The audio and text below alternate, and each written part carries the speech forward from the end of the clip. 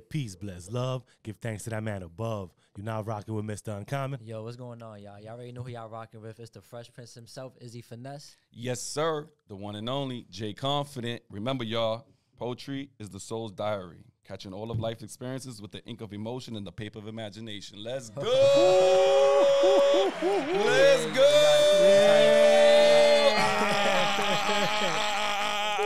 You got a snap for that one. Like that one. We got a snap on that one, y'all. Sure. He did say he got to go on today. Nah, yo, for sure. Welcome to another episode of Off Experience. And our guest today, I've been wanting to have this episode happen for a minute, for a while now. And now we finally making it happen, you know. So today we got our first poet, our first author here.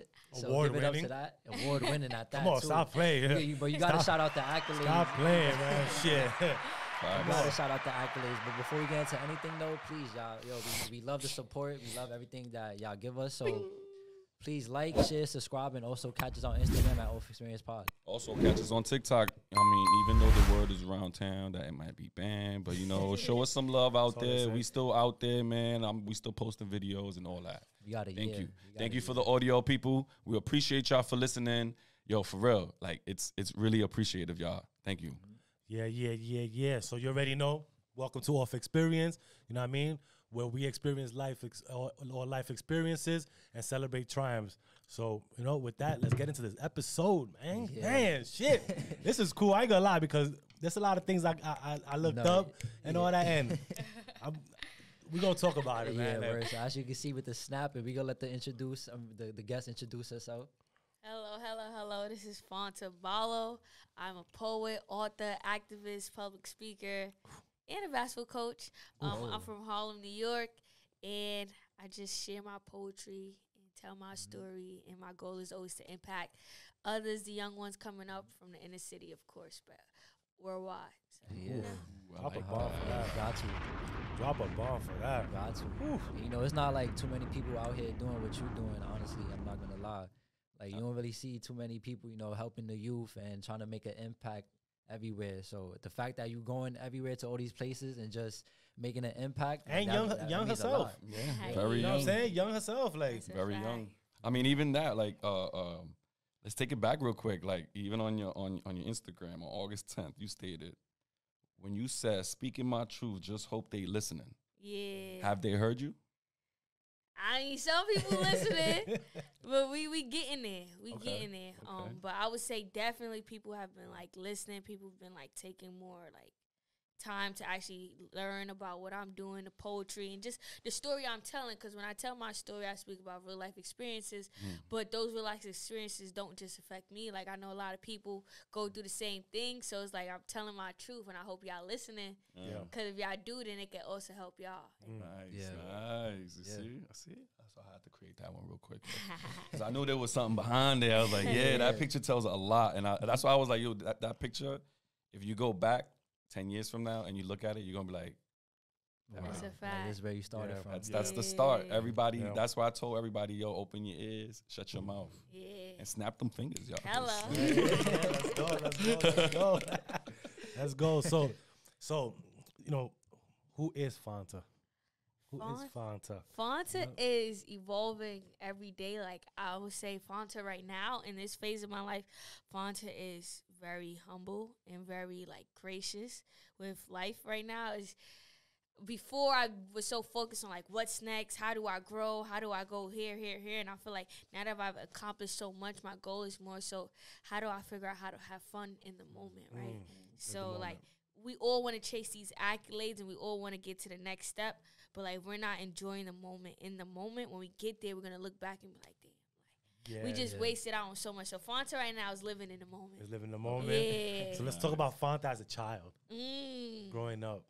Yeah, because you Harlem, did say you New from York. Harlem. Yeah, Harlem. I mean, You know what I'm saying? How was that, you know, growing up, like you said, in Harlem? yeah. And just your household and everything. You know, Yeah. what inspired you to even, because I know you started doing this, your first show and all that was 11 years old, 11, right? yeah. You know what I mean, when did you first start knowing that you wanted to do this or caught the passion and love for it? that is an interesting question. We're gonna break that down. So when I first started, like writing or just growing up, I grew up. My parents are from Ivory Coast, so both of my parents are immigrants. My dad came here first, and then he came here, and then he brought my mom and my brother. Okay. So I was the first generation born here. Nice. And then growing up in like the African household, the traditional Muslim household, like. It was interesting because I found out like who I was at a very young age. Okay. That's why I also feel like I like ended up writing. Like it didn't start out as poetry, but I just ended up writing and at a very young age. And it's because like I knew like I had something to say, but I couldn't verbalize that to my parents because we also had that language barrier. My dad still doesn't speak fluent English, and my mom speaks broken English. So when I started, like I would do shows at like my school, and I would do raps. That's how I started. But before the raps, I used to tell myself I wanted to be a civil rights leader. I wanted to be like a Martin Luther King. Okay. So I just was always somebody who had something to say. What made you feel like that though? Like what made you say that? Like because those are some that's the strong shoes right there, right? That's a fact. But I think it was really because like I couldn't speak about much at home because of that. Like and then also I was like a tomboy, really young. Right. So like I would always end up with the boys. I had an older brother. I always wanted to be with him, so I was always with the boys. Yeah. And as a young girl with the boys, like you kind of have to learn how to speak up for yourself. Yeah. Because if you don't, they gonna play with you. So that's how it started. At first, I was advocating for myself as a young girl, just in those spaces, right? And then you go into schools and like I was like skinny African dark skinned girl, didn't really have much hair on my head, so like it was all of that, and like so I really had to learn how to stand up for myself because I realized that like if I don't stand up for myself, then I'm gonna just keep like getting people coming at me. So once I started realizing that I needed to stand up for myself, that's when everything changed. Because that's when I just started. First, it started as me just telling people I don't care what you gotta say. Right. Then actually, I do care what you gotta say. So let me tell you where you got me up at. So then once it get to that, then it was also like in school I was always very smart. So when I heard about Martin Luther King and like the way he was able to revolutionize people, I was like, I could revolutionize people too with my words, because like I have stuff to say and I really feel passionate about things when I say stuff. So that I feel like it's really started because I always had to like stand up for myself. At home I had to stand up for myself. On the basketball court I had to stand up for myself. With my brother I had to stand up for myself. At school I had to stand. So it's like a point in time, you only gonna get knocked down so many times when you start fighting back. So yeah, for real, and like that's why we even do stuff like this, like with podcasts and poetry, because our voices and our words, they very powerful. That's whatever we say and put out, it comes back to you. Yeah. So that's cool right there.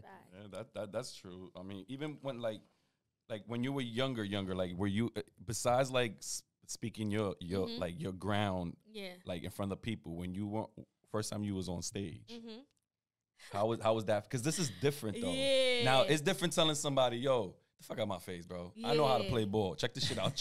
Shoot a three. That's easy. You know what I'm saying? But now when you but now when you on stage, you got people looking at you like, yo, who's this? You know what I'm saying? Like, all right, then now you about to speak some. Speak out that first time, like, because I know you was what was that called? The Broadway Foundation? Oh, yeah, Broadway Foundation. Yeah. So a Broadway was the first time I would say I rapped on, not the first time I rapped on stage, but the first time I really like. But you wanted to be a rapper? Yeah, that was my thing. Like, 5th grade, they like, what you want to be, girl? I'm like, I want to be a rapper. My teacher like, you sure you want to be a rapper? And he a white teacher. I'm like, yo, you being racist. What you mean? But so that's what I wanted to be. But I think I just didn't know the words for poetry yet. Like, I think I knew, like, that's why I said civil rights leader. Like, I just knew I had something to say, but I didn't know exactly what it was. So every time I figured out, like, a word. You didn't know how to format it. Yeah, so once.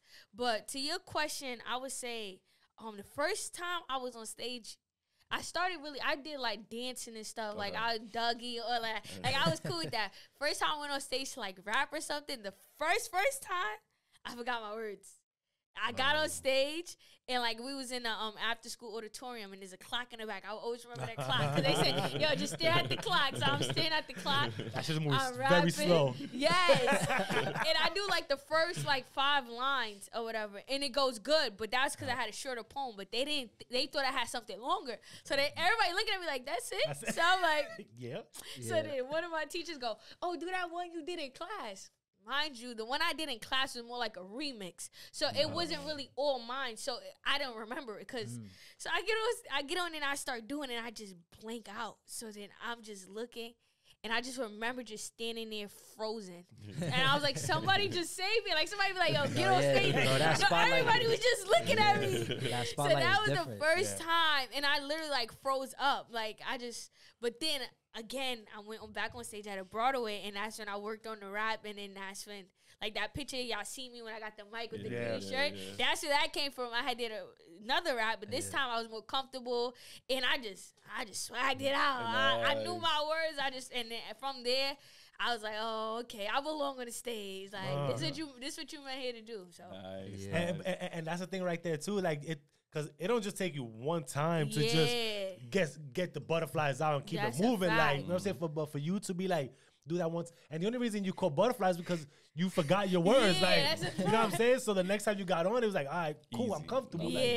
And that's when you know, like, you was called for this, man. Yeah, like, that's true. Fact. You know what I'm saying? saying? It's rare to see somebody to like really accept the stage as home. You know, a lot of people either break it or make it. You know, like that. How was that saying?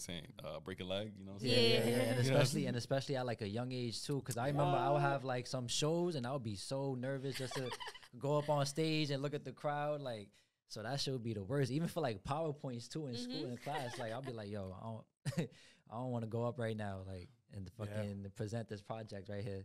But yeah, to even like have that knowing of you and being on stage at a young age was perfect. Nah, that's a fact. That definitely, like, for me, I feel like public speaking was never like something I was afraid to do. So I think that helped me with being on stage. Like, I was an attention seeker. Like, I just wanted attention. So it was like that part was easy. That part was easy. I think the transition for me was more so like, okay, Fanta, like, because now that I work with kids, I see it like, okay, like, you're very passionate, you're very smart, but like, it's okay to tone it down. Like, sometimes, and I feel like when I was younger, I was just out there. Like, I said whatever came to my mind. And I felt, because I was upset, I was justified, and I felt strongly about something. I wanted to make a change, so I feel like I had to be the voice of reason. And sometimes it got me in trouble. Like, and sometimes, like, I got kicked off my AAU team for, like, standing up for, like, my teammates. And, like, I would get into, like, because I would be the one, everybody would, like, be like, oh, this is so messed up. I don't like how this is. So when the teacher come in, I would be the one.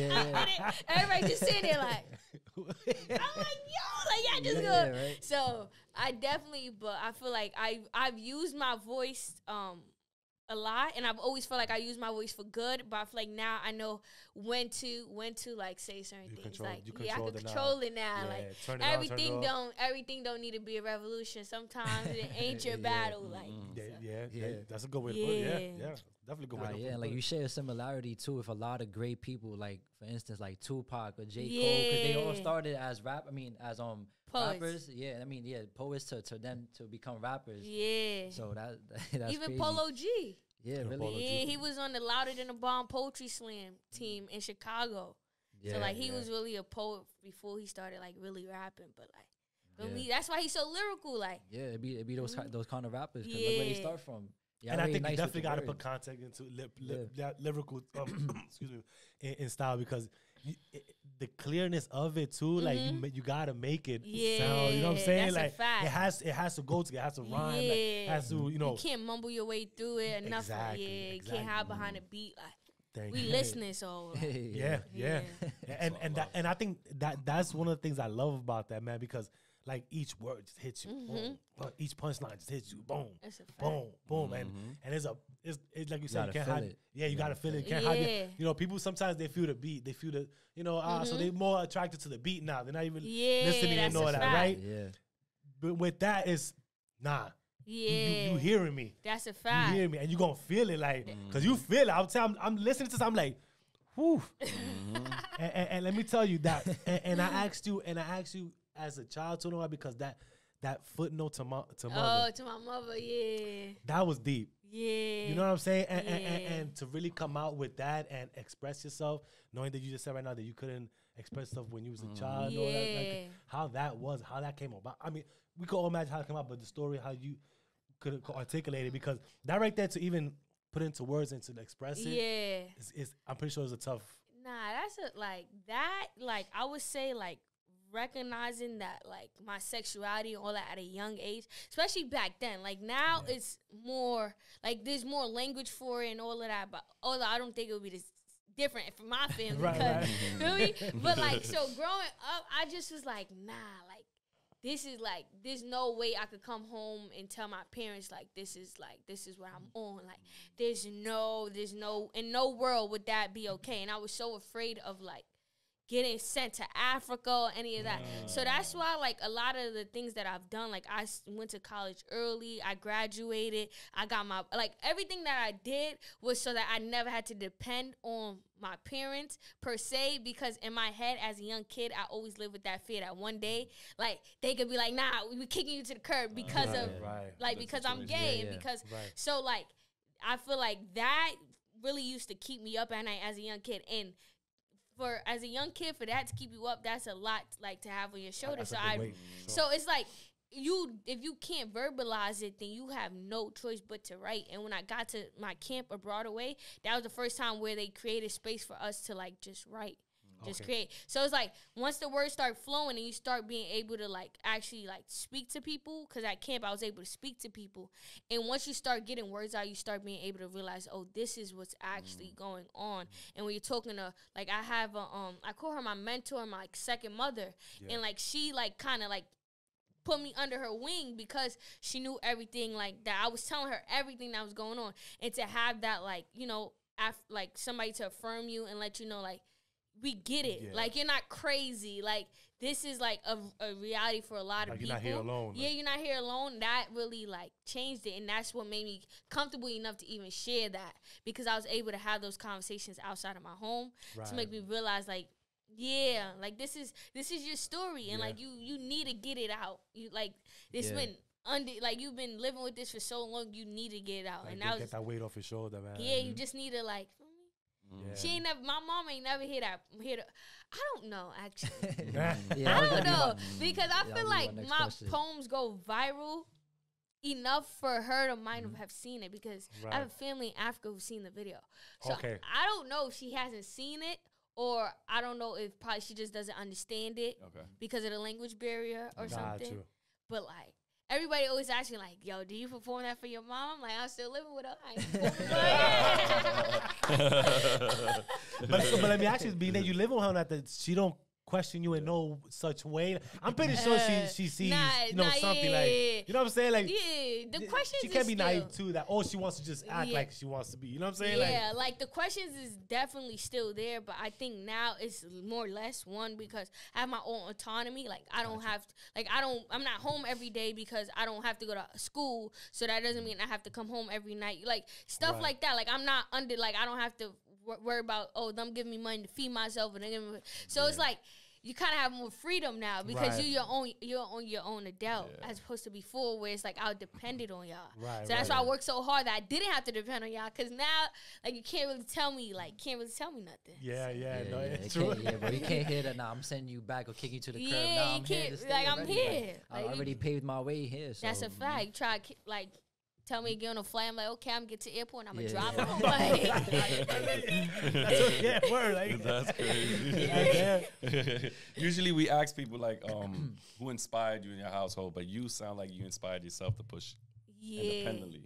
That's a fact. So like, what inspired you outside of it? Yeah. I would say outside of my household, the first person to ever inspire me, is this lady named Heather. She was, like, my mentor at the camp. And I think she inspired me because she was the first woman that I seen to, like, have her own in a sense of, like, she was just, she had her career, she had the job, she had the money, she had, like, and she was just, like, bossed up. Little old me, I'm like, oh, shit, I want to be bossed up. Like, that's the reason why I majored in economics, is because she works at, like, an asset management firm. She's like a chief something officer. So she done rose up the ranks. She done did it all. Like, so seeing that, I was like, oh, like, that really inspired me to be like, oh, like, you could really go out there and get it. Like, and then also I would say, like, like, it was people, like, my age, like, just growing up that inspired me, because I just see, like, people doing things that I'm like, nah, like that's fire. Like even like young ballers growing up, like I always knew that basketball wasn't my end game. Like I always knew, and that was because WNBA wasn't making no money. Like now we making strides, but before it was a joke to even talk about the WNBA. So I already knew like. So I would just get inspired by seeing people like just work hard at their craft and see stuff come to fruition. Nice. Like once I seen stuff come to fruition for other people, I'm like, there's nothing that could stop me from doing the same thing. So when I seen somebody like get published in an article, I remember at my first college, he got published in an article, and because he published his first book, and I'm like, oh snap, I could do that. So then I put it in my head, okay, and then like lo and behold, I ended up starting getting published in articles. I ended up putting out my own book. So it's like when I see people do stuff, like I don't get like jealous or envious. I get like, yo, it's possible. Like I'm a believer that there's space in the market for all of us in anything. So facts, I agree with that 100%. I like that's very positive right there. What you just said right now. Key thing. There's market for everybody. That's a fact. You understand? Everybody. So don't be selfish with what you do. You see the mentor part? Excuse me. I love that because it's cool. She took you under her wing, right? And just showed you everything that. You know what I'm saying? And that's fire right there. And look at the person you've become. That's a fact. You know what I mean? So all shouts out to her, man. You could be, anybody could be a hustler, I'm telling you, to make it happen. There's money out there. You just got to make it the right way. And love it, like you said, don't chase the bag, chase your passion. The bag comes behind it. Yes. You know what I mean? Like, because if you're not passionate about it, it's not just going to work. That's a fact. Definitely not going to work. And being that you're passionate about this, like, is working for you, and the rewards will come. That's a fact. You know what I mean? You want? Oh, yeah. No, go ahead. No, I was going to ask, like, you said you went to college. The question I want to ask, what made you drop out of school at 15? Oh, yeah. So I was at South Shore. I went to South Shore High School. I did that for 2 years. And like I said, I was a basketball player. I love ball. But when I went to South Shore, like when I left 8th grade, I was a really good player. Like a lot of high schools wanted me to go there, right? And South Shore was the #1 program at the time. So I was going to go to another school in the Bronx, but that ended up falling through. And then I met the South Shore coach at a work. When I was working out in Brooklyn, he talked to me, spoke to me a good game. And they were one of the only high schools that was sponsored at the time. So like they were looking good. So then I ended up like, okay, I'm going to just go there. So you had something good. You had something good going on there. Like, yeah. You know what I'm saying? But you're going to get to it. In hindsight, I probably would have went to a different school. And not because nothing to the coach, nothing to the team. I love my teammates. I still rock with them to this day. Still mess with the coach. But I feel like the type of player I wasn't going to strive there. Right? And that's ended up what happened. I was a freshman of varsity. I think I could have been on JV my first year. So I was a freshman of varsity, and I was like probably like the second or the third to last player on the bench. Okay. So I'm like, okay, cool. So I was gonna leave that first year. So I told the coach like I feel like I should leave, and then he was like, feel me? He's basically like reassuring me like just stay another year. Like worst come to worst, you get another chip, and then if it don't work out, you could leave. It didn't work out. So then that second year, I'm like, okay, I can't stay again. And then my love for basketball was dwindling because at the end of the day, basketball wasn't even my end game. So it's like I'm at such a rigorous program where you really got to want it. Like, you really got to be able to take everything the coaches are saying, all of that, and, like, just brush it off. And I wasn't there. Like, he used to always say I didn't have no heart. So your passion wasn't there for it. And I, in hindsight, it's like I did have the heart, but I didn't have the heart for this. So I wasn't going to push myself to a limit because deep down, I didn't really care. Right. So I just ended up saying, oh, I'm out of here. But I wanted to go to a boarding school. But the reason why I wanted to go to boarding school, because I was like, this is the #1 school. Like, if I cannot go to another school in New York, because I'm going to feel like I just went from here to here, right? And that was more of an ego thing. So I ended up looking for boarding schools. In the process of looking for boarding schools, I found Bard College at Simon's Rock, which is an early college. So I was able to go there, and the way they work is you drop out of high school in 10th or 11th grade, and you start college, right? And it's an accredited institution. I never even had that. Yeah, it's the only one like that. Because like, when I seen that, I was like, whoa. Yeah, wow, right. that's very interesting. I gotta Yeah. definitely. No, Like, yeah, that's, you know it what I'm was saying? like, it really Yeah. was an interesting story too. Because as I'm seeing, I'm like, wait, you dropped out at 15, but also went to college at 15. So I was like, Right, right. but like, where was the time? Like, Yeah. But I could only imagine though, cause like that commute from Harlem to Brooklyn, like, and then you're not even getting like playing time either. Come You just like, on. and you Come kind on. of sold me a false dreams because you telling me all of this for me to go over there. So I Come see, on. I get where you're Yeah, coming and from. it was Wasted like energy. I understood because like my teammates, like the team was good, like the team was fire, and I feel like I just wasn't there, like I just Yeah. wasn't fit for that team in the sense of like I didn't have that drive. Yeah. So like I said, I felt like I was sold a dream, and that when I was leaving all I had, like I was feeling like I was not messing with. Yeah. Like, but like in hindsight, I just see like it just wasn't for me, and I needed to go through that because if I didn't, then I wouldn't have ended up in that early college Yeah. where I was able to get my associates, was able to get my bachelor's, able to drop my book, able to do poetry. All of that would not have happened if I would have went to a different school and excelled in basketball. Yeah. I probably would have been, like still on that basketball route. But being that I went to that school, like I started doing open mics. I performed. I remember I performed my first. I posted my first poem on Facebook from an open mic that I did at Bard, and somebody from South Shore, one of my old teammates, reached out to me and was like, "Oh, this lady wants you to come to their church and do a poem." And that was the first time I got paid for a poem. It was $50 in an envelope, Nice. and I was like, "Oh, it's lit! It's lit! It's lit! That was the it's first lit, moment lit." you knew Yeah. The like moment I I could knew. I was This- like, I'm yeah, going with this. we gonna make some money from this. But even then, I still wasn't like taking it serious. Like I wasn't taking poetry serious. Like I got my bachelor's in economics. Like Yeah. I was doing internships every summer. Like I was like, I'm gonna do this. I'm gonna do my poetry on the side. It wasn't until like later in my college career, like my senior year of college, where like everything started taking up with poetry, and then that's when I really locked in, and I was like, alright, you can make some real money off Yeah. this. But before that, it was just a hobby. Like it was just something I like doing. No, that's cool. I mean, because I noticed too, like when you wrote "What I Wish I Can Tell Mike Brown." Yeah. Oh, you went deep. Oh, you went deep. Baby, I'll tell you right now, it's off experience. Yeah. Well, so I want to know, like, tell us your inspiration, the motivation to that, because like you really went in on that, like, and Yeah. I like that. That's really cool, telling a story like that. The inspiration for that one, actually, I went to a one-woman show. And a one-woman show is basically a theatrical performance performed by one person, and they, like, record different, like, whatever they, like, want to, like, record. So this particular, it was called, I think it was Into the Night or Into the Blood. In the Blood or something like that. And basically, she recorded the night that Mike Brown, the thing that happened with Mike Brown, and she was doing like interviews with different people, like the police officer, the person who watched it, Mike Brown himself, and she was talking as if she was talking to them as in that moment.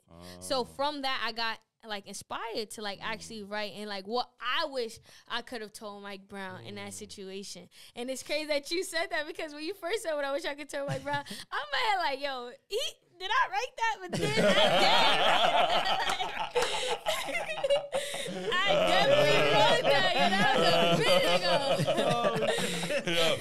We'll post up the picture of the book, right? Don't worry. That's like 2018. Like that's the archives. Now that's fine. We go deep. It's an inspiration when we have people like you who inspire others by words, but not only words, but by books. We like that. It inspires us. It makes us feel like, oh wow, that's a story to tell. Yeah. So that's why I was like, I gotta bring that up. All that back in the day stuff. Nah, that's fine. That's fine. I gotta go read that after this. So like you would say like that was like the beginning of how everything started trickling down to you now going everywhere to say your poems and your shows. I would say it's so crazy because like when that happened, I was like working with my other mentors. I have a lot of mentors. Her name is Corey, and she was also a writer. So she came with me to that show and all of that. So I will always workshop my poems with her. And even after that, I didn't really get booked for shows per se. I did a lot. I still did open mics at my school, and I was writing my poems and I was performing them. It wasn't until 2020 that's when I had transferred to Albany. Yeah. But 2020, this was after they had sent us home. We thought we had an extended spring break. Yeah, we realized we was not coming back. So from there, that's when I started writing again, right? And I really started like locking in. And then I started posting my poetry online. But right before we went on quarantine, I did Love Jones. It was part of Phenomenal Voices. It's an Oregon campus. I did Love Jones. And that poem went crazy. Like, everybody was jacking. It was a love poem. And to this day, like, people will send me that poem. It's like an iconic poem, right? So when that went crazy, we went right on COVID. So I got hyped now because I'm like, oh, okay, like, I got to perform or, like. Yeah. So then when I went back to campus, like, school was, like, hybrid. But it was like you could still be on campus. Campus was still lit. So orgs are still throwing stuff. So that all the orgs were reaching out to me like, oh, we want you to come perform here. We want you to come perform here. So that is when I was like, okay, $150. Yeah. So I started really like, that's when I started really like, okay, like you could do this. So then once I started performing at all these orgs, that is when it really started to steamroll to like coming back home. I started going to open mics, meeting people, and then after meeting people at open mics, then they see my work. Now they reached out to me, and I come feature there, boom, boom, boom. And then I also work with Urban Word, and they were like, plugging me. And then a lot of my gigs come from people just watching me perform either for free, like or they're like an audience member at a performance, and then they reach out to me like, oh, we want you to come now. This one. So that's how. That's how it's done. Yeah, that's networking right That's there. how it's done. You see that's how y'all need to understand too. You see the hustle right there. Like when you just keep working and working and working. Don't give up. Work. Yep. It will come. It will come. And it will put you through those doors that you would have never even imagined. That's too. a fact. You know what I'm saying? Like, I mean, like what he just said. Even through those doors that you would never even imagine. Like Shawn Mendes. Like. Like the Wonder Grant, how did that happen? Like, how did you feel about that? That was wild when I looked. I was like, oh shit, that's pretty cool. And the first. And the first too. And the first. That was wild. Let's drop a bomb for that, man. Seriously. We're gonna be dropping a lot of bombs. I was actually the way that came about, like everything. I feel like everything was just like at the right time. So basically, I was working at the bank. And I called my mentor, and I'm like, yo, like, I think I want to do more of this poetry stuff. Because once COVID happened, I realized that the bank wasn't making me happy, and I really want to pour into things that are, like, serving me. So I told my mentor, like, I think I want to, like, really lock in with this poetry stuff. So she's like, okay, cool. So essentially this was around a time where women in theaters, like white playwrights, were sharing their mic with black people or like black people in the theater. So a broader way is a theater program, like it's kind of a theater program, but it's like for the arts, but we have theater in it. And the founder is Idina Menzel, right? Idina Menzel and Tay Diggs, they founded it together, but Idina Menzel is really the one who. Right. So she kept on after they like split. So she shared her mic with Toria, who was the executive director and also one of my mentors. So she was telling me, oh, like, we're doing that, so you could write a poem and we'll share it on the Instagram page. So that poem was recorded in my friend's house because I was staying with my mans in Albany because I was, like, working that. So I remember I had my iPhone 7. And I had my old MacBook, and that's why the video's in black and white. I don't know if y'all seen it, but my Black Is video is in black and white because the quality was so trash. So I'm recording the poem. I keep messing up the poem because the poem was like 4 minutes long. Then I finally get the poem recorded. I'm trying to send it out, and it's just not like, it's just taking too long to transfer. So eventually I put it in a Google Drive, and then we posted it on Idina Menzel's Instagram.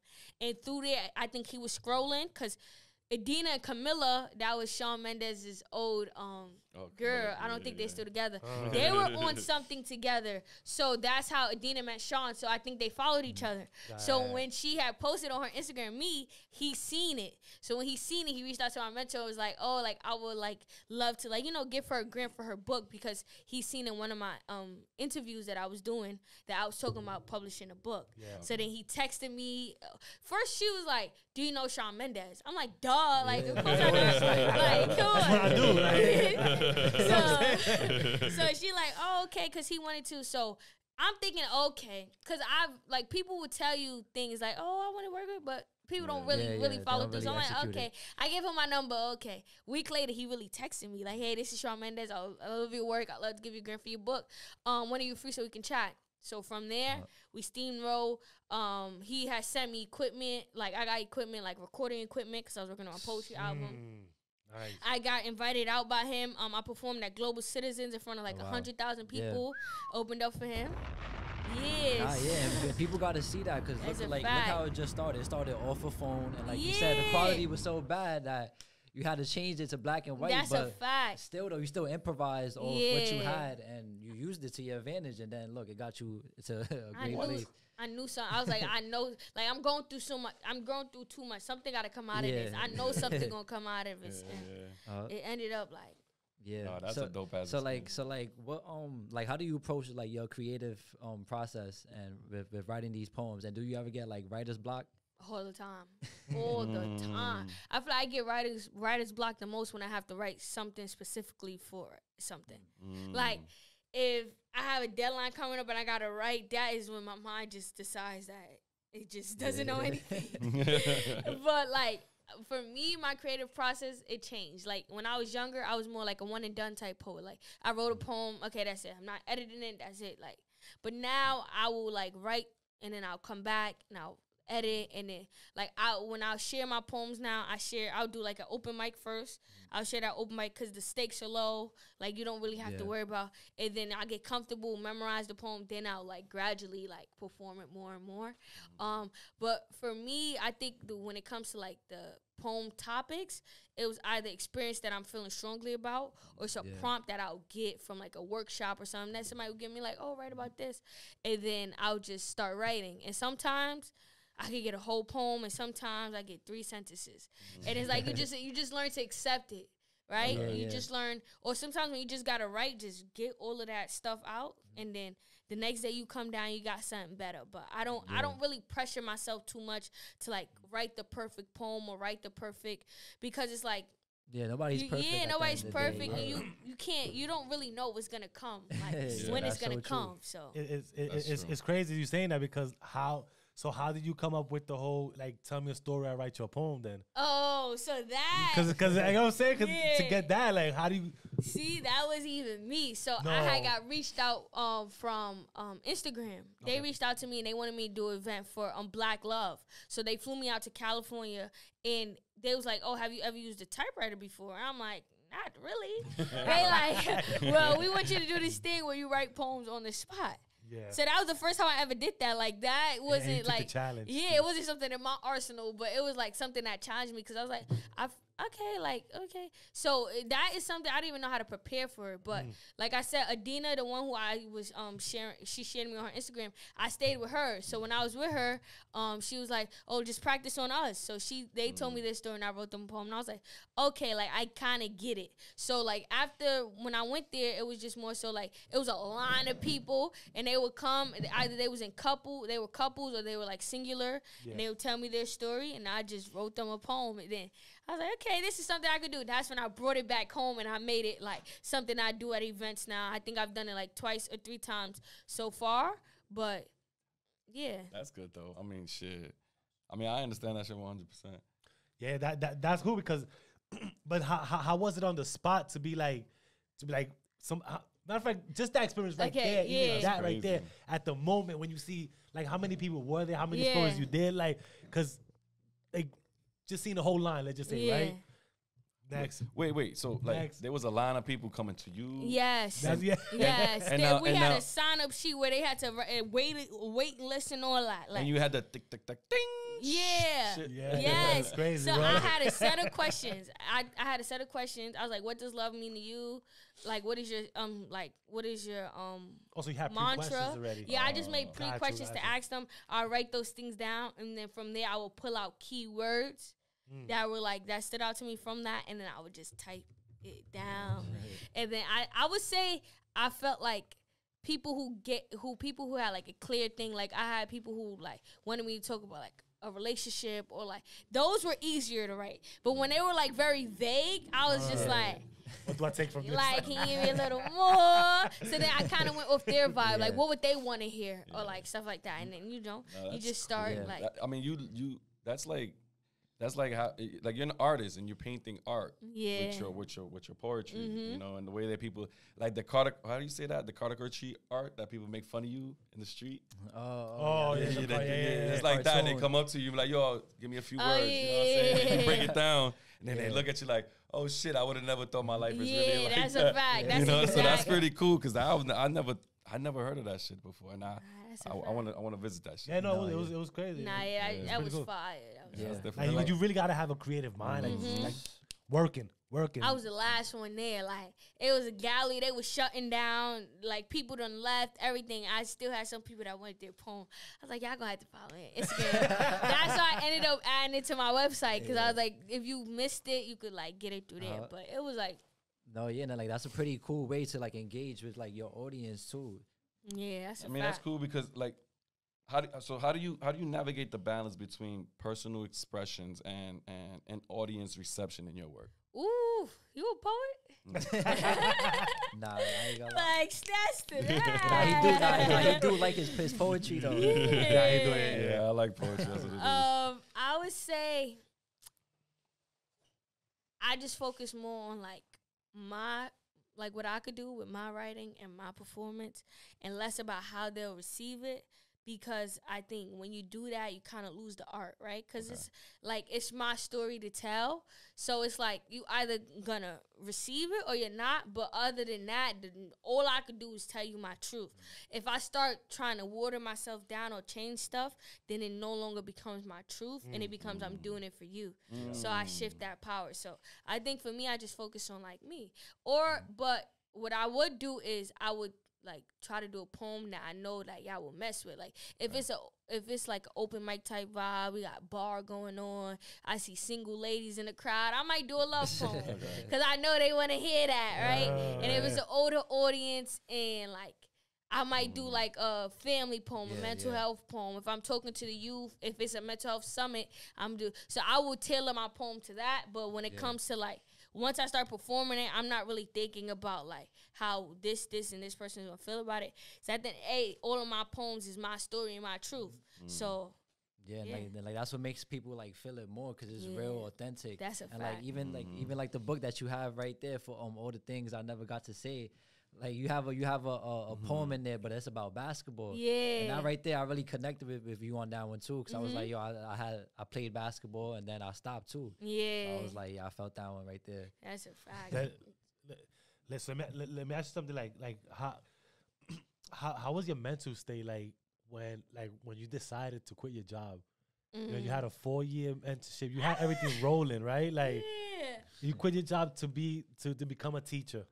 Elementary school teacher, right? To write, to teach poetry, right? How was that? Because you really had to give up everything. I would say pretty much. I didn't feel it at first because once I ended up leaving the bank, I rolled right into the teaching that I was doing. But that was seasonal because we were doing virtual, like, art lessons. But that was because of COVID. So once COVID ended, teachers were going back into the classroom. So I had to, like, apply. But there's not really a poetry teacher in schools. It's more so you're contracted. So once I ended up, like, not doing that, it was a while where I wasn't, like, I didn't have a sustainable income. I was just doing shows sporadically, but I wasn't having something that was paying me every week, every 2 weeks. So I was, like, doing so many side jobs. Like, I was doing security. I was doing dry cleaning. Like, I was doing whatever trying to make a bag. But I was also doing poetry. And I think that was the first time where, like, I really realized, like, yo, like, it's real now. Like, it's real. Like, honestly, it was some points where I was just, like, I might just go back to the bank because, like, at least I know there's money there.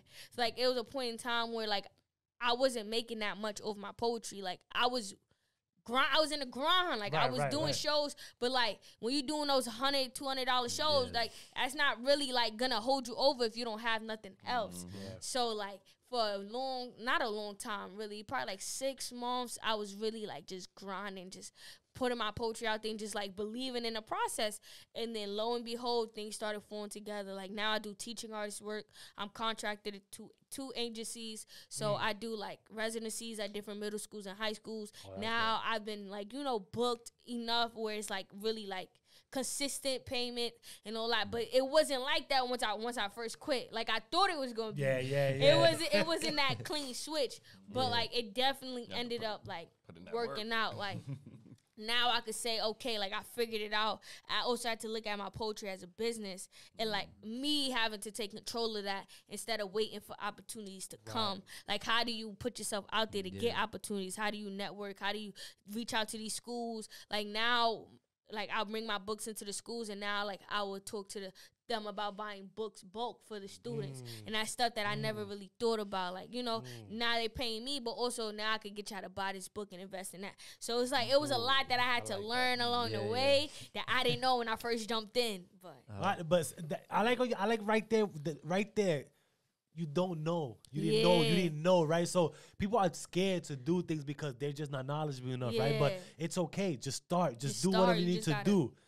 The information will get there. Yeah, because all of that, you're not gonna learn all of that if you staying in a position that you are to start. Exactly. Like if I stayed in the bank, I wouldn't have learned all of this. I had to like a lot of things you learn through experience. Yeah. Like for example, like y'all got a podcast. If y'all aren't working on y'all podcast, y'all don't know what to do with a camera, what to do with the sound system. You're not gonna learn that by thinking about it. Like you're gonna learn when the time coming, like oh snap, like what I gotta learn. You gotta learn it. So it's like you gotta jump in and then like start treading water, start floating. You can't wait outside the water like, damn, what if I drown? Because you would never know. Like, it's funny you say that because I was gonna say that. I was like, you gotta like, it's like a person stepping up to the pool, right? And they don't want to jump in because they're scared it's cold. Yeah. You gotta get in anyway. When you get in, you're gonna have the best time of your life. That's a fact. So it's funny she said you gotta go in and tread your waters. You see, that's fine. That's connections is crazy.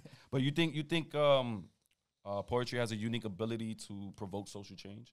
Absolutely. I think poets have a unique ability to voice their words and make people feel, and like that, being able to do that can revolutionize people into actually making change. Because when people can understand you and they can feel you, because we as humans, we really like rely on our emotions, right? So if somebody can get us to feel for something, then we will be more inclined to like actually step up to the change and step up. So like when you doing these speeches, when you're like actually talking to people, that is how you get change, right? Whenever there's a march, whenever there's a protest, whenever there's anything going on, there's a spokesperson. And whether or not they're doing a poem or whatever, they're speaking their truth. And poetry is essentially speaking your truth. So I definitely believe like the forefront of every movement is somebody who has the ability to vocalize everyone's issues. And that's a skill a lot of poets have. So. But that's what I love about poetry, because I seen a poet on TikTok. I always forget his name, but I'll constantly see it. And he had said something about sex is cool, but you won't know intimacy until you get preyed on. I think I seen that poem. That one right there. Yeah. The whole poem alone had me in chills. That I seen that shit 3 times. I was like, yo, this dude right here had me like. But I had to understand what he was saying, because the words that he was throwing out there, I was like, oh, I can't weave this shit. Yeah, like, it's hitting you. This dude is really hitting me right now. He gave me the hit in the rib. Did you try weaving it? I tried, bro. I'm like, chill. 3 rounds, bro. I tried to weave it, but I couldn't do it. So I was like, you know what? I'm going to listen to you, bro. And what I got out of it was that piece. And I was like, you know what? He's right. You won't know what it is until you get preyed on. Sex is cool. It's fine. But till you get preyed on and you feel that love, that shit is different. Yeah. And that's what I love about poetry, because poetry, it brings out the best in you. You know what I'm saying? The whole, what you really, really want to talk about. And also being at the vulnerable state too, to even express yourself. And that's why I love also what you're doing too, because you had that like a not a drill poem. And that right there, I was like, yo, I ain't gonna lie, you spitting on this one, yo, for real. But you basically like just explaining like everything that's going around, around you. So it was like, yo, that's so true. Like I understood everything you were saying on that part. Yeah, that's like, a fact. That poem right there, I do that poem every time I go into like a school or whatever, because I know the gra gra boom is already gonna get kids hype. Yeah, exactly. Right? But that's exactly what caught my attention too. And I'm like, psych, you thought I was gonna freestyle, I'll do both. Like, and that just like, and the reason why I got like inspired to even do that poem is because like growing up in the city, like y'all know, like our friends, people you grew up with, people you seen every day, like end up getting locked up, end up passing away, and it's like, it's because like, it's people think it's cool, but then when you really speak to people on the other side, you realize like all those people that y'all was with, all those people that they not sending no money in. It's your family. It's the people that loved you. It's the people that would have loved you even if you wasn't in the streets. Yeah, those the people that's really gonna hold you down when you get back there. So it was really on some like, that's what really inspired that poem, because it's like, and when I first posted that poem on TikTok, like people, it was a discourse where people thought I was trying to say like drill music is bad, and I don't think drill music is bad, because I feel like outside of the like dissing people, they're telling their real life story. Whether they say it in a rap or not, that is actually what they lived through. So like, I don't think that's the problem. I think the problem is when people who don't have to be in the struggle, people who don't have to worry about, they put themselves in it because they glorify it. And I'm trying to tell you, it's not a drill. Like, it's real life. Like, people really die behind this, and you think it's cool to diss somebody because you heard somebody else do it. But like, you want to follow the trend and shit. Yeah, you want to follow the trend when it's real life people dying. So it was more so like letting kids know like it's bigger stuff out here than this. And y'all don't want to be on the other side. Yeah, that's cool though. Because I was gonna ask you too, do you think poetry is a universal language? But you already answered. You got me on that one. Yeah, like it's just the positivity behind it too. Because like you see all this like this drill music that's going on, and like the glorifying of it. So the fact that you changed it up and put it into like a positive perspective and like actually gave it to the crowd, like that's you drew them in. You drew them in. Yeah, It was that's like, a come fact. here. You didn't get that. Oh, So- look, our best friend came through. I know every time we film it, they always come through, man. I don't understand. It's all good. Listen, we gonna need a check soon. Yo, Yeah, we keep coming through with this shit, bro. fucking Mr. Softy. So so even like I know you say like when the moments you feel free is after you give a performance, right? Like why is that? Why is it like after? I would say because before is more so like the anticipation, the anxiety. Like, I hope I don't mess up. Hope I get everything right. I hope the people like what I gotta say. Like, I hope they understand what I gotta say. It's like, I hope I don't like let myself down. So I also don't like to have high expectations, because then if I have high expectations, I don't want to be disappointed. So it'd be too much in the beginning.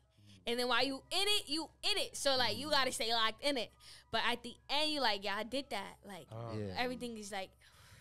Okay, Like the noise stops. So it was just free because like I got through it, right? Yeah, like I asked that because right, like I'm guessing as a performer, I don't know, like when you there, you see all the lights on, everything just, and you just go, and that's when you feel the most free. I just feel like I just seen a movie right now. He did. I visualized Yo, me it. too. I heard no noise for a second. Everything just goes blank. Like Even Mr. Softy stopped playing.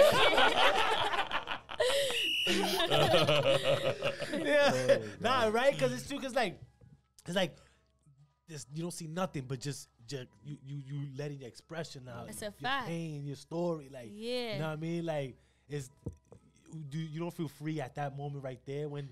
Yeah, I think you feel free, but you got it. Like you don't want to get too like relaxed where you forget. Like especially me, like I need to remember. Okay. So like if I get too like. I could do that with poems that I know, or like not a drill. When I do not a drill now, it's easy to there. we have fun with it. Kids be but we have fun with it. But if it's a poem I'm just now like doing, like I can't get too like the crowd start going crazy, or like poetry, like they like to do stuff like run it back. Yeah. Sometimes I don't like when they do run it back, because I'm like, yo, or they'll literally just tell you like, yo, run it back, because it was fire. Right, So then right. I'm like, yo, I don't memorize these lines like that. I'm trying to get through it. I'm trying to get through it. So I'm like, times like that, it's like I'm trying to get through it. And then at the end, like when you get that applause and everybody like, oh, I did that. Like I was able to tell my story and I got all the way through it. Nice. And then, so yeah. So do you sit there and even have those thoughts like, oh shit, please don't fuck up. Like you have like two thoughts at once. Like you trying to memorize the lines, right? And I try not to feed into the like actually while I'm performing. I try not to overthink the next line. Cause if I overthink the next line, I'm gonna forget the line when it comes up. And I've done that. Yeah. I've done that. Like everybody's forgotten lines. How many times you bombed?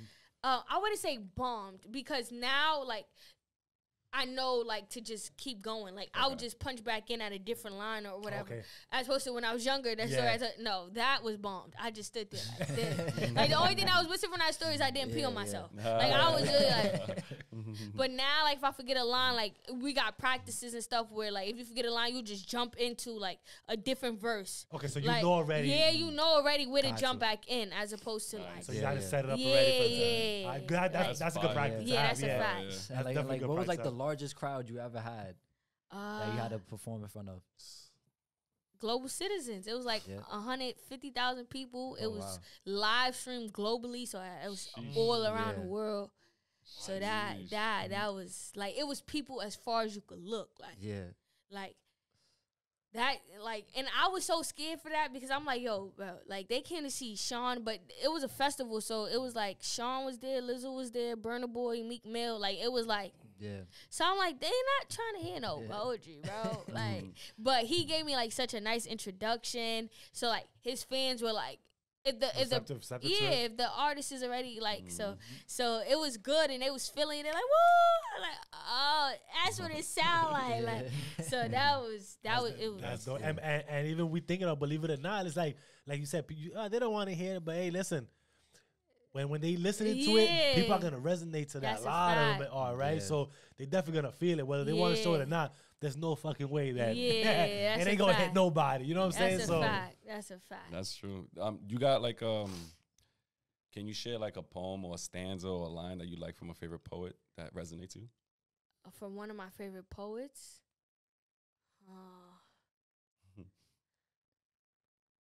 Don't want to put too much pressure on you. I don't know if the top. I could look. Let me see. Yeah, but that's the thing with poetry though. Like it could like there's no certain like sentences you could have. It could just be one sentence, right? And that's it. But you could consider it poetry. That's a fact. Oh, I definitely. Right, we got poets on this podcast. Yo, we dabble a little something, you know what I'm saying? It's called Off Experience, you know? Okay, so this is one. So Stephanie Pacheco, actually, she's part of Urban Word too, and she was just got crowned the United States Youth Poet Laureate. If y'all know Amanda Gorman, the one who did the she did the commencement poem with Joe Biden that year, the poet that did. So that's that title that she holds. Stephanie Pacheco, like she holds that title now. And she says, I learned my poverty by seeing other people's wealth. And I was like, oh, sheesh. Drop a bomb for that one. Like,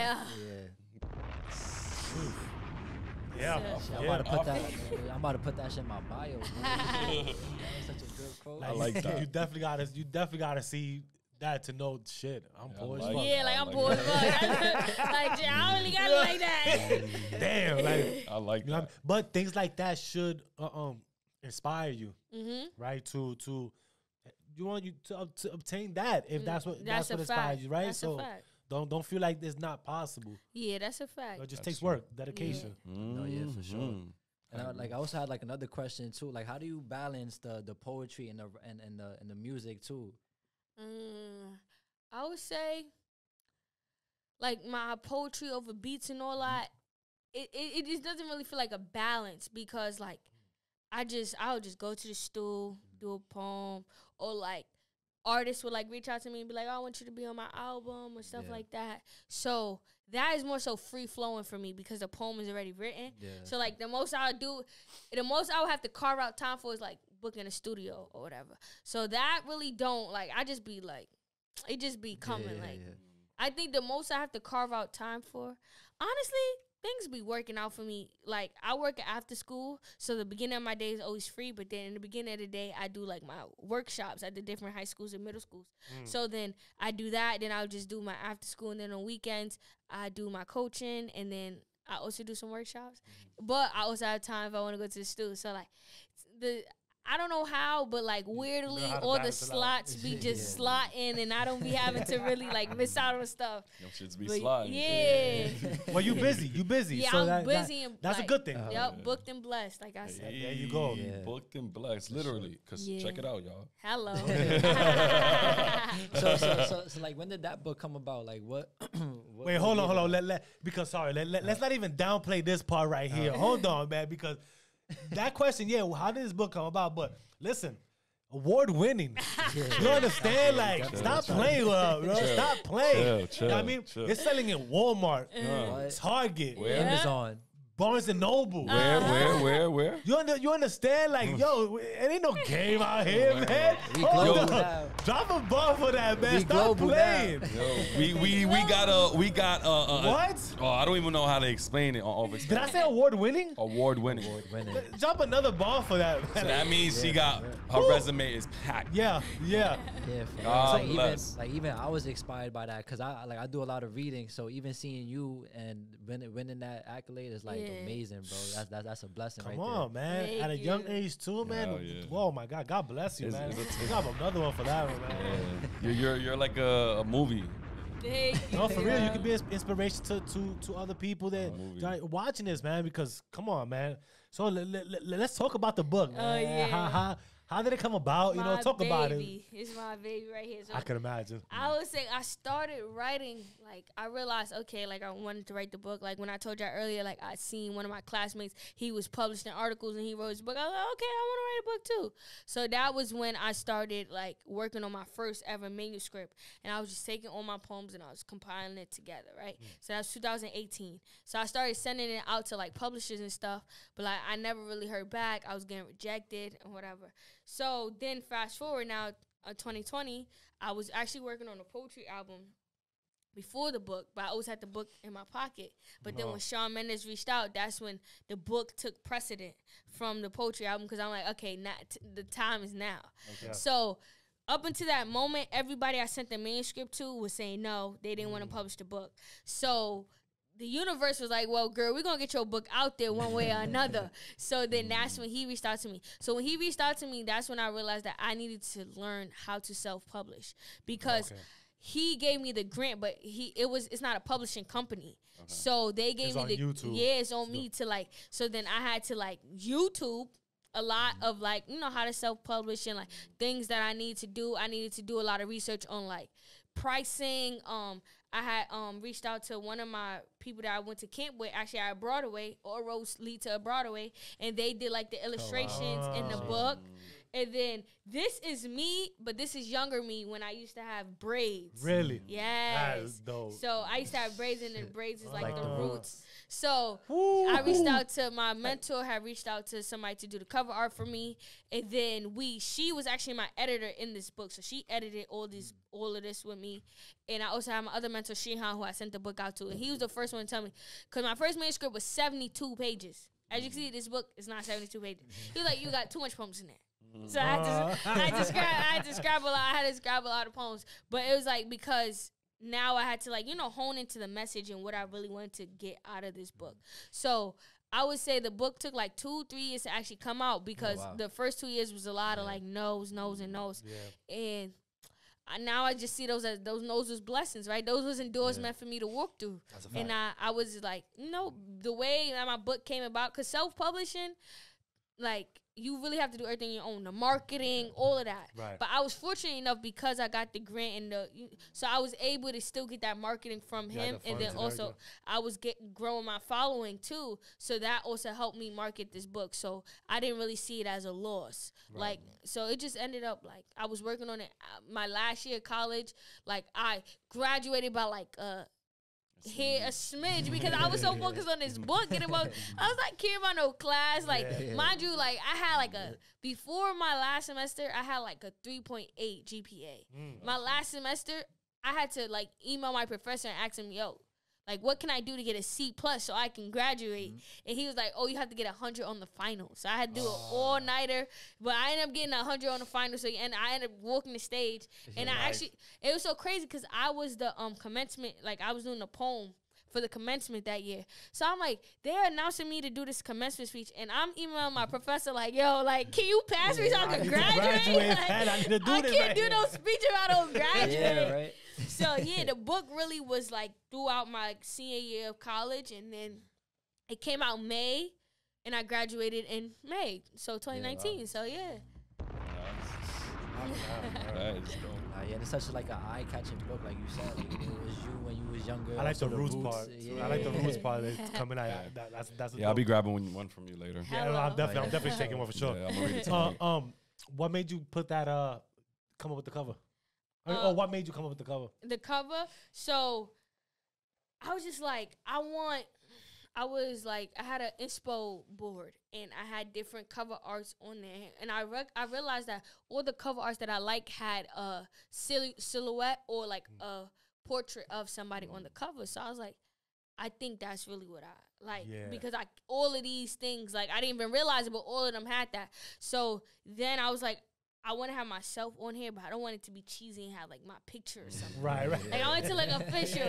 So I'm like, okay. So I sent the cover artist, like, I sent the artist different pictures of me, like different side profiles of me, so that she could like draw. And then she ended up drawing this. And then the reason why I chose the roots was because like it just symbolized like my hair, like it was just like beautiful. And then the title was for all the things I never got to say, because it was like, this book was like, I said, growing up, I really could not speak about things, or I didn't feel safe enough to like say stuff. So this was my truth. Like, this was for a younger Fanta. Like, this was for that 11-year-old girl who didn't really know what she wanted to do, and she didn't really have this book was for her. So that is like how I got the title. And then the color scheme, purple is my favorite color. Okay. So I was just trying to look for a color that complements purple. And I'm not really like a black, like, I'm not really like a dark color girl. Like, I wanted something that popped. Yeah, so that's why I chose. Yeah, purple means royalty. Yeah. Yeah. That's how we got. That's how we got her right here. Yeah. And also, like, I wanted to pinpoint too how you also said, like, during the process you was getting a lot of no's. Mm-hmm. And like, to everybody out there, that doesn't, like, just because you got a no, that just means is the you just got to keep going for the next opportunity. Because there's always gonna be a yes. Keep working, work. Because there's always gonna be someone to be like, yeah, come. Let me see what you got. That's all the no means. Not everybody see your vision. Mm-hmm. That's a fact. You believe in your vision. Mm-hmm. I mean, it's gonna come into fruition. That's a fact. Like Eric Thomas said, I got 1,000 people telling me yes. Why about folks that one person telling me no? Come on. Exactly. And yes looks different. Like, I feel like when you're first in that ground, when you're first coming up, don't worry too much about the big wins, right? Mm-hmm. Somebody saying yes, like, you come to this open mic for free. People might not think it's a win because they're like, oh, I'm not getting money for it. But the fact that somebody said, like, I want you to come do your art, you go there and you do that shit. Yeah. Perform like they paid you.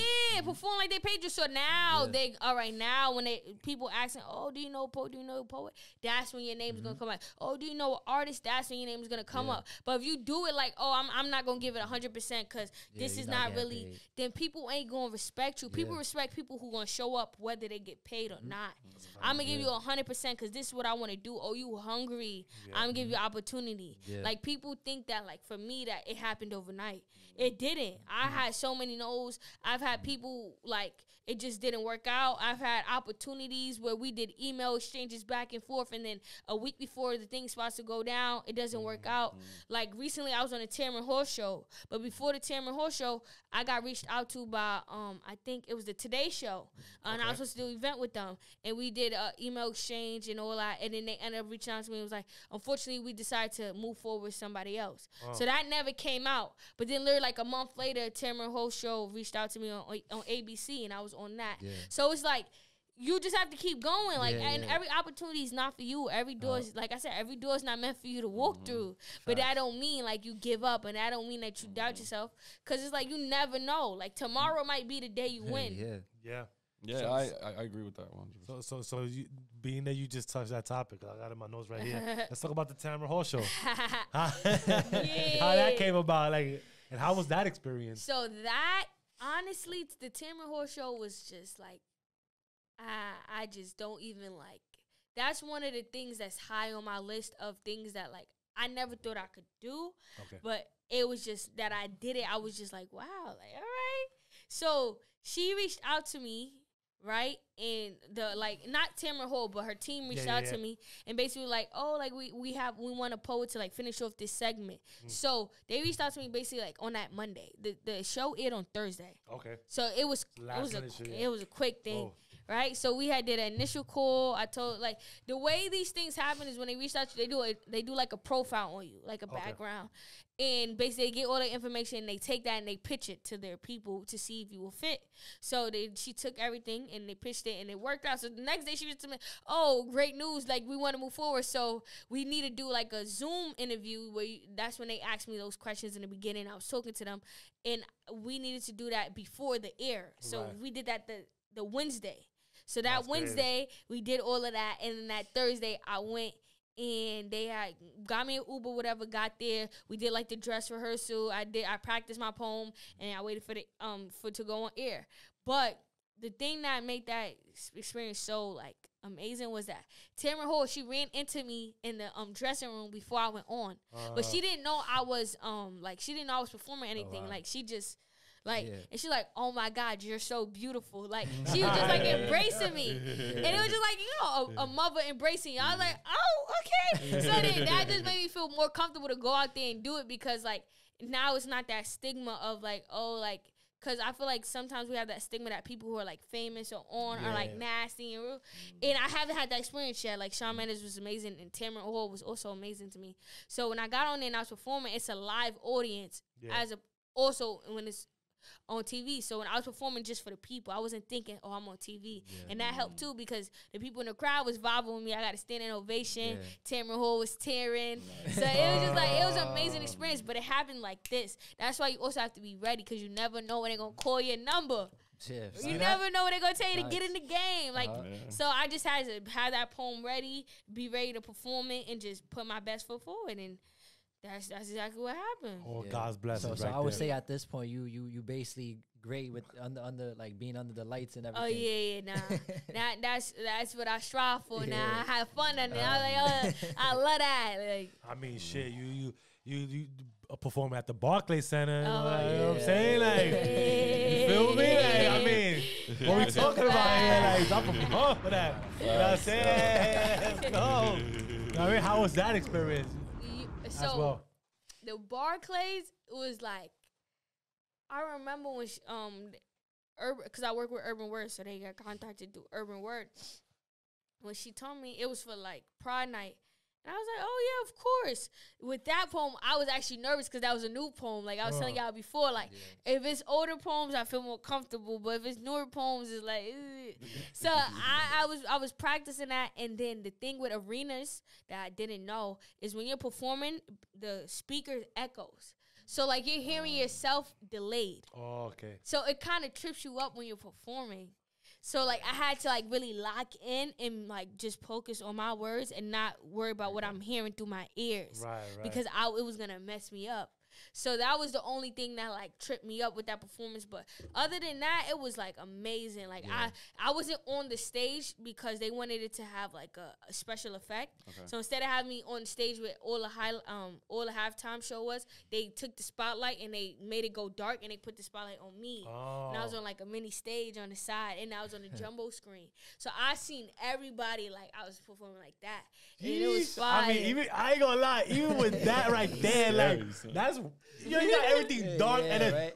I would have stopped like I would have been like, what am I supposed to do again? Yo, that's wild. That's dope. That is dope, man. That was fire, though. Oh, that's cool. What you show everybody, like, because people get scared with that whole it's not what you know, it's who you know. Mm-hmm. See, that work hands in hand. Because the way your story goes is like, you know your shit, but you also know people who know your shit. Yeah. And that made you open up windows and doors and everything else for you. Because you worked for it. Because you worked for it. So for all y'all out there, man, don't be discouraged by that. Keep working. That's a fact. And don't be afraid to ask for help. Like me, like I told y'all, once I said I went to leave the bank, what I did, picked up the phone. Like, you can't do it alone. Like, there's only but so far you could go because a lot of things is down to experience. People could give you advice because they've lived it before. So like sometimes it's okay to like, you know more than me. I can be a student. Like I'm forever gonna be a student of the game. I'm forever gonna continue to learn how to grow. And like just put your best foot forward. Yeah. Like, when I connect with people, I don't connect with them all for, like, oh, I'm going to connect with you because I know in the future you're going to have an event for me. Like, I did the Apollo, and that's because I did a different event where I connected with a lady just because we were talking. And then, like, fast forward, she had to connect where they were looking for a poet for this event at the Apollo, and she thought of me because we had a conversation. Yeah. But it's like, I wasn't talking to her like, oh, I'm talking to you because one day I want to be performing at the Apollo. It just came about. So it's like, you gotta just be genuine because people want to help out genuine people. If they know you're not genuine, then they're not gonna call. Your numbers ain't gonna get called, or it might get called, but it ain't gonna get called that much as opposed to somebody who they know is just a good person. I just want to recommend a good person, and hopefully she fits. So it's like, and even when I get recommended, it's not an automatic, oh, it's a go. It's like, we recommended you, but now you have to show why you're good for this, so that they'll take you on. So I think it's like, you just got to remember, like, that's why I say you got to be ready. Because if you're not ready, we could recommend you to 1,000 places. But if they don't like what they see, then they're going to pass up on you. It's on you to put the legwork in. Yeah, it's on you to put, like, we could get you in a room, but you have to mingle. Exactly. So Apollo, wait. So we're not going to skip over that either. Like, we cannot skip over that. Like, we're talking about iconic places here. Like, you know what I'm saying? And especially, like, in, like, Harlem, too, where you're from. Come on. So I know that must have been big for you. Remember that they had the rock to rub and all that too? Like, you rub the rock, Definitely. That was like, so it was with women executives that worked in the music industry, and the thing was called Women Behind the Mic. Okay. So it was about all the women who were behind the scenes who helped, like, a lot of these, like, artists that we know grow. Yeah. Like, they worked with a lot of artists in the industry. So, like, they're really doing the damn thing. So they was doing, like, a panel for high schoolers, like, talking to high school. So they wanted to have a poet, like, open up and, like, tell the story about the woman behind the mic. So then I ended up, she reached out to me. I ended up, like, auditioning. Like I said, you always gotta still audition. Audition. She liked what she seen, and then I ended up having to perform. And then it was like a fire experience because also got to network with so many women that are in the music industry, whether they're working, like, consulting, whether they're like doing, like, I don't know, all the different types they be doing. Yeah. But they was working with, like, high, like, Puff, what's his name? All of them. Trust me, wait. Yeah, they was working with all of them. They got their high places. So, so it was like to even be in a room with those people and, like, really, like, so it was just like, that definitely, like, opened a lot of doors for me. And then also being able to, like, my friend, she worked at one of the high schools, so she was like, I think my kids is going to Apollo today. You performing at the Apollo, right? I said, yeah. So her high school ended up going. She's like, damn, I should have told her I could have came on the trip. It's like, yeah. So it was also getting back to community, but it was also like, yo, you performing at the Apollo right now. Like, come on, man. And you ain't get with the cane pulled out. Yeah. Apollo's brutal, man. I heard that. Amateur night go crazy. Yo, I still never been there before. That's crazy. I've never been, like, inside the Apollo. Nah, I always walk by it, but I ain't gonna lie, me neither. I've never been inside. I've been there one time. Yeah. Shit. I mean, you hear about these places. That was during Michael Jackson when he died. I think they did, like, a memorabilia. I remember that day. I remember that time. So I went in there, checked it out. It was cool. Honestly, bro, there's, like, a lot of places in New York I haven't visited, like the Empire State Building, the Statue of Liberty. I've never been there. Because we live here, bro. Yeah, we live here. It's regular to us. We ain't gonna go over there. That's the problem, man. That's some fucked up shit, man. Nah, but you said that that book right there was for your the youth. I mean, for, like, basically you when you was younger. Yeah. So how about now? Like, I seen you do, like, the honest poem where you basically speak about what you're going through now. And is that, like, something you want to go farther on with and make a book on that? Yeah. So my next book is more so gonna be about not, like, no longer reminiscing on, like, the things I couldn't change, right? Because a lot of this was like, even my basketball poem, I talk about, like, how, like, it's unfortunate that I stopped playing. I wish I would have did it differently. I told my relationship with my mom. I told about my brother, my dad, my relationships in general, how they failed, how I would, like, those are all things that like they shape me, but they're no longer things that I have control over. So my next poem is more so like about Fanta and her truth and the things she do, and brag about myself a little bit. And like, cause I end this poem with "One day I'll love Fanta Ballo," and so the next poem would be about me actually love Fanta Ballo. I like that. Yeah. Ooh, wait, I like that. Drop that. Yeah, hell yeah. I like that. You already had your plan for your next one, right? So yeah, that's on the way. 2025, hopefully we gonna. That's gonna happen. So not hopefully, it's not hopefully. It's gonna happen. That's gonna happen. It's gonna happen. Everywhere. Target, Walmart, Amazon. And we saying it here first too. So hello, listen, it's gonna happen. Putting that out in the air. So like, as far as like with the youth, like, do you also mentor like the youth if they want to become poets as they get older? Yeah, so I do a lot of that. Through like my teaching artist work, you have poets. Cause when I go into these schools, I teach all the kids, and obviously all the kids aren't gonna be interested in poetry, but it's like they're required to be in that class. But then we have those kids that actually like really want to like know more. So those kids like reach out to me, they share their poems with me, like we workshop poems together. And like it's so weird to look at myself as a mentor, because I still see myself as someone who still have so much more to learn. But it's like I also do know a lot more than you know, so I'm able to give like a lot of that knowledge, pass that knowledge down. Also have people who will reach out to me like, oh, like, do you mind reading this poem and giving me like info? I have people who will be like, oh, like, I also want to publish my own book. Like, what are the steps you took on that? So like I don't even hesitate. I don't be like, buy my ebook, none of that. I got it all in a Google Doc. I'm gonna send it over to you for free. Like come on, like I don't mind like helping, letting down that ladder, right? So like people can climb up with you. Like, that's all life is about, you know. It's just learning and then teaching it too. Yeah, that's a fact. I mean, because imagine, you know, you doing that for one. That's a blessing for the other person, and with that blessing, it's gonna be more blessings for you to come, right? So, you know, if I could help this person out, shit, like, then you go later on. What I did for you, you could do for somebody else. Yes. You know what I mean? Pass it along. And then they start that mentality of a trickle-down effect. Yeah, you know what I'm saying? Because they did it for somebody. I always say, don't pay me back, pay it forward. Pay it forward. I would say the same thing. There you go. You know what I'm saying? Like, yeah, bro. So wait, real quick. Like, where do you see poetry going from here? Like, do you see it going like it is where stand-up comedy is? And being like really big. I would say like, because poetry, like before we had like Def Jam poetry. I don't know if y'all seen it, but Kanye used to be on it. That, like true. You know what's funny? You say that shit. I literally just seen the fucking I forgot where I seen that, but that right there exactly what you're talking about. They had all that Kanye, they had Common, most like these people started off doing that, but they were reciting the music they had already. Like DMX was in one episode. DMX was the one. So you're right. So I definitely see it getting back to like being on TV.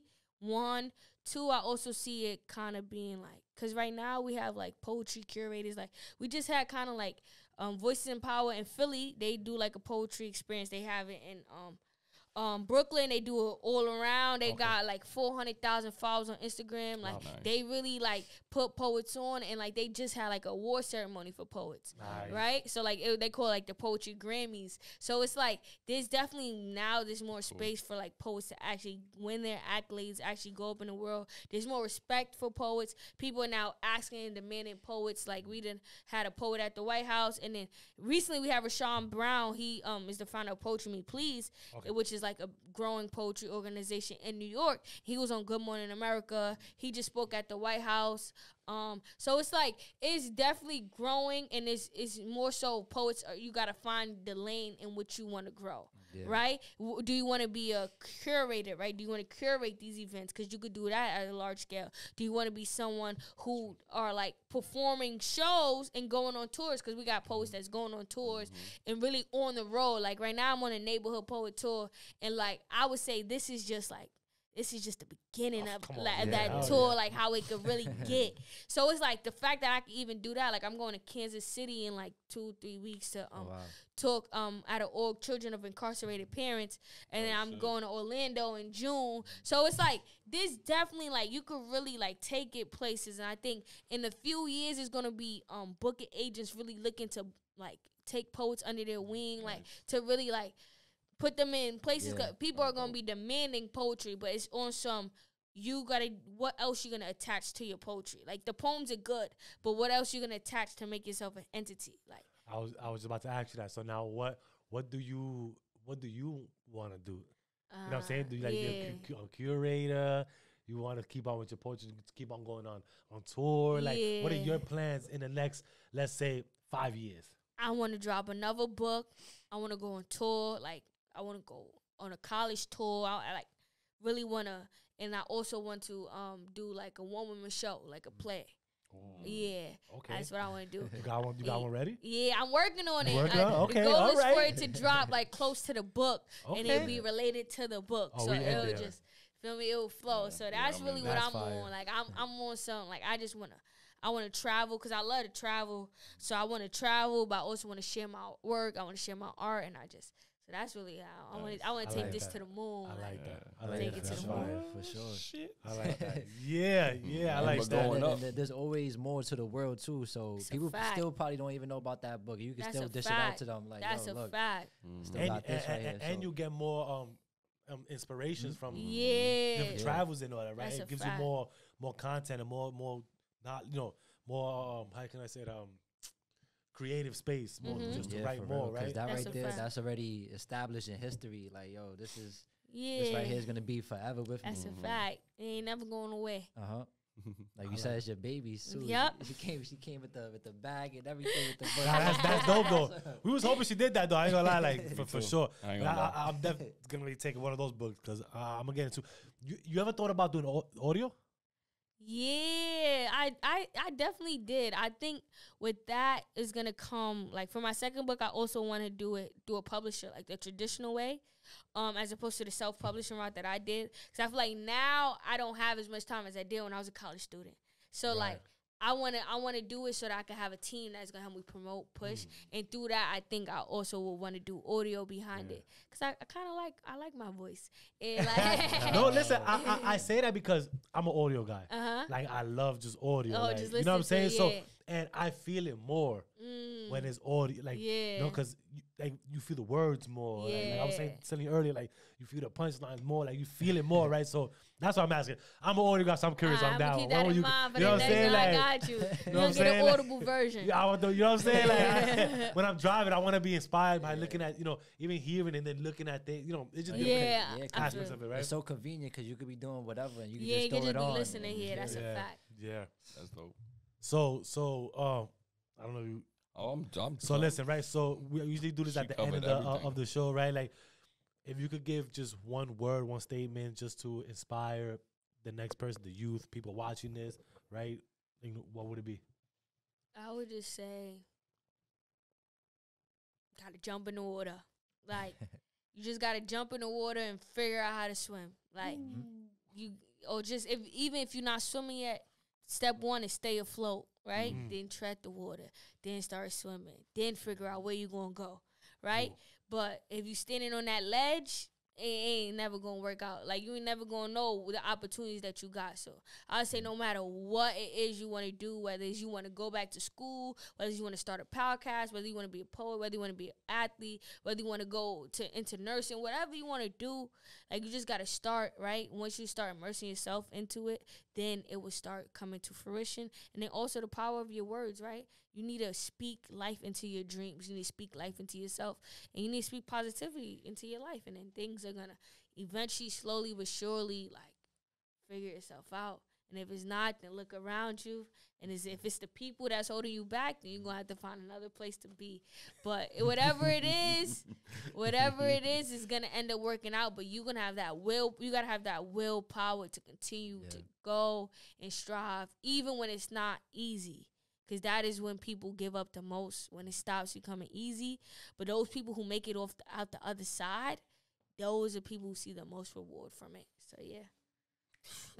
Listen, you go, drop that. Nah, yo, I appreciate you for coming out. Well, before anything, listen, everybody go get her book. You know what I mean? Sure. For all the things I never got to say. Hey, all platforms, like we said earlier, Amazon, Target, Walmart, all that. You know what I mean? Facts. And we're gonna drop the link too in the description. We definitely so gonna drop it there, definitely man. Like, find it there. you know what I'm saying? So listen, with that said, again, thank you for coming. We Yeah, bro, it appreciate was a y'all pleasure. coming, Appreciate man. y'all, Like, yo. It's a pleasure. man, listen. Seriously. You know what I'm saying? Y'all dope. This is different. This was different, but it was fire. It was good. But to y'all, peace, bless, love. You already know my slogan. Give thanks to that man above. Live, love, prosper, y'all. Peace Hello. out.